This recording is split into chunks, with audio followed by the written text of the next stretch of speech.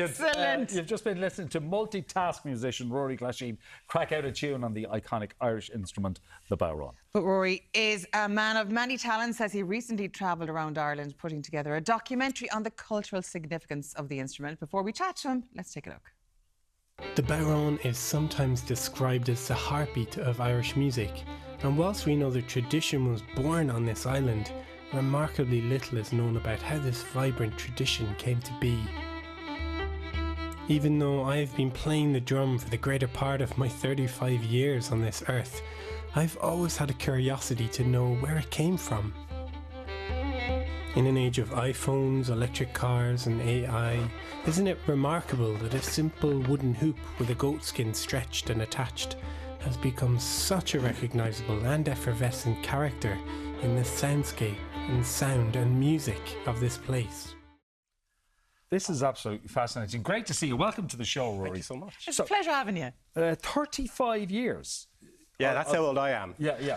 So at what point did you develop an interest in this drum? So I first picked up a bodhran when I was 4, and I had a career, a really amazing career until the age of 7, and then I dropped the bodhran for about 10 years, and then it wasn't until my late teens that I got interested in drum kit and percussion, and then picked up the bodhran when I moved back to London 15 years ago, at the age of sort of 19, to study at music college. So I started very young, left it, and then came back to it. Yeah. And what drew you back to it? Was the fact you're away from home and the kind of nostalgia idea of it? Absolutely. I mean, you know, moving to London, sort of my late teens, for music college was quite a big challenge, and having the bodhran, it sort of was the nostalgia or feeling quite connected. And of course with the bodhran, it's like right under your arm next to your heart. There's something very kind of cozy about playing it. Yeah. A lot of other drums, you're playing them a bit like this table. There's a separation. He's actually used our tables as a drum. Yeah, there you go. Great. They sound pretty good. Yeah, anyways. But you teach bodhran all around the world now. What is the level of interest there? And is it recognised immediately as an Irish instrument? It is, definitely. And that's something I really learned in the last few years, certainly as the world became more online during the pandemic. People from everywhere wanted to learn this instrument and came to me. And, you know, I did some YouTube videos and started doing online courses and things like that. And then one thing leads to another, and, you know, hundreds, probably in the thousands now, people have come to take my courses on the bodhran, you know. But Elaine was saying that, like, as she said, it's widespread. And there's people from different parts of the world, from Northwest Africa, places like this. But are there other variations of the bodhran across the world? There are. I mean, this could be called a frame drum, a piece of skin and a piece of wood. Very simple. We have evidence of frame drums for about 2,000 years. Really, like the bongos or something like that? Not well, really. bongos are more sort of, they're kind of different in a way, because the frame drum is just quite simply a piece of wood and a piece of skin. Bongos, you have sort of a cylinder, like a bean can, and a skin on the top, and there's carving out in the middle and all of that. Yeah, but you've made documentaries on percussion, not just about the bodhran in Ireland, but in other places. Tell us about that. Yeah, so I made a couple of documentaries. First one in Iran, then I went to South India. Then I made a documentary about the drumming, the oldest frame drumming tradition in the world, which is in south of Italy, around Vesuvius, the volcano. And then turned my focus back home to the bodhran. That was the documentary I always really wanted to make. Okay. Yeah. There's myth and there's fact about the bodhran. So let's deal with the myth first, because we're told that the bodhran goes way back in time. And that is it true it was a farming implement? Yeah, so I mean, the word bodhran was what was used to describe a skin tray for serving food, for storing objects, before the times of metal and plastic, you know. We're talking the end of the 19th century. So in Ireland, so that was what the bodhran originally was. But you had what was called the tambourine then being played. The performance practice, or the actual style of how the tambourine was played, is what we call the bodhran today. Yeah, exactly. And where's the jingles, you know? Yeah. Now, the old bodhrans or tambourines did have a couple of small jingles, usually an old penny or a bottle cap sort of drilled into the shell. But it was Sean O'Riordan who actually sort of very distinctly kind of said, this is a bodhran. And then, really? Yes. Wow, I didn't know that. The beginning of the 1960s. And then it flew, and the transference of the name happened very quickly from there. It's gas, because when people think of the bodhran, they think, oh, we're going back to Celtic mythology. But it's as recent as Sean O'Reilly did. Yeah, absolutely. It definitely is. But to say that the Celts didn't have drums, we can't corroborate that either. You know, so it's pre-famine. It's very difficult to speak conclusively about drumming on this island. Yeah. So I always say, you know, yes, we know if we look at the facts, it's a 20th century phenomenon, but it's because we don't really know much of what happened before that. Yeah. Okay. And this is all, of course, you touched in the documentary as well as prominent players, etc. So bring us through what anything surprised you or shocked you when you were undertaking this project?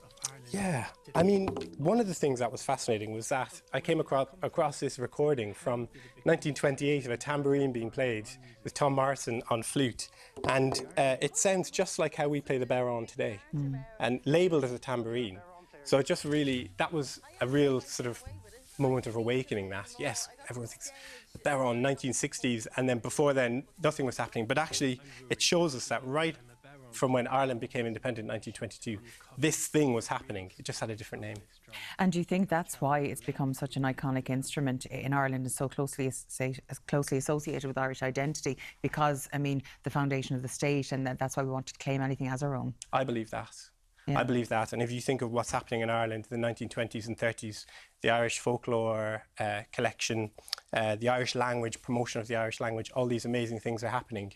And the bodhran is kind of happening concurrently. Yeah. And I agree. I think cultural revolution that we have exactly hand in hand. Absolutely. And then you go to the 1970s where we have another kind of cultural revolution, and the bodhran, this is where, as I call it, the bodhran revolution happens, and it just becomes global and super popular super quickly. Yeah. Now, if you don't got rhythm, you've a problem. Everyone has rhythm.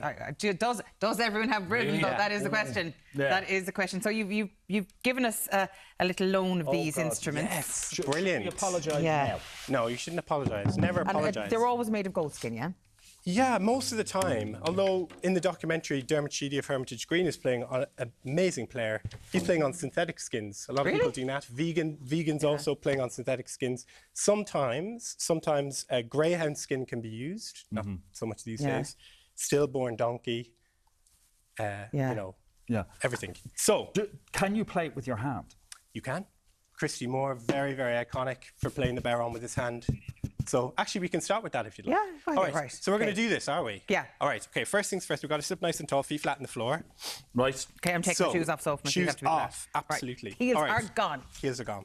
All right. So 4 points of contact. First one between the knee and the hip socket. Yeah. The left-hand side. Bodhran's going to sit there. We're going to roll the drum in alongside the body. Roll in under the armpit, side of the body. Yeah. Second point of contact. Third, crux of the elbow. Yeah. On the shell of the drum here, all right? So, and then the palm of the hand pads the fingers, gets the skin of the drum. Okay. And then with our free hand, we're just going to give it a bit of a wobble. Nice and cozy. Yeah. Oh, comfy. Snug as above the rug. There we go. All right. Your free hand, you're going to shake it like you've got snot on your hand. Oh, wow. Lovely. Okay, you've been picking your nose in the break. Yeah, all right. Oh, go. Now, have a look. Camera. Yeah. Focus. Yes, I am. All right. Tips of the fingers in towards the heart. Yeah. Over towards the drum. Yeah. Shake that wrist. Now relax your wrist. There you go. And you've your hand on the skin on the inside. This is it. What do you say about rhythm? Shake it, shake it, shake it, shake it. Shake there we it go. off. Shake it 5, off. 4, 3, 2, and 1. Brilliant. Right. We're going to, you guys are fantastic naturals. Here, get your shtick tipper, kippeen as it used to be called in the old days. Going to hold it like a pencil. You've definitely done this before. Yeah. You know exactly what you're doing. Once my sister taught me. Brilliant. All right. So you're going to walk the hand back. Yeah. There you go. Holding it like a pencil. Tip of the pencil in towards the heart now. Yeah. Over towards the drum. Sit up nice and tall. Come on, gang. And then 45-degree angle here. There you go. That's it. Oh, tip of the tipper towards the drum now. The other there you go. way around. This way. Pointing towards you. Like you're writing holding There you go. Okay. That's it. No. Yeah. In towards you. Yeah. Pointing in. The other side. There you go. Brilliant. Now remember all that shaky, snot stuff. Snot. Do that again. Snot. Shake it, shake it, shake it, shake it, shake it. And then bring it in. You've definitely done it before. There you go. Act as if you're enjoying it. Do you ever hit the side of it? My sister, when she plays, she hits the side of it. Hang on. Oh, well, going to this side. Does it have to be the top? What is this made out of? The goat skin. The kippin. Kippeen. The kippin, yeah. Kippeen, the shtick. I make these myself, yeah. Brilliant. Okay. All right, very... You! Don't you? Hey! Fantastic. This is great fun. Brilliant. Do you want a quick jig? A jig? Do we have time for a very quick jig? No, we've no time. Next time, Yeah, another time. we'll live. By the way, Right. apologies Do to it Mr. as we're Morphin, going here. Mark Right. Fury, Do and we everybody talk. else watching today. Now. Right. In him out. We better go. Martin, this is yours. For more Bodhrán, Rory's documentary is available to watch free on his YouTube channel under Ruairi Glasheen. After the break, we've got a beefy treat waiting for the kitchen, and that's just Charlo, not his meat.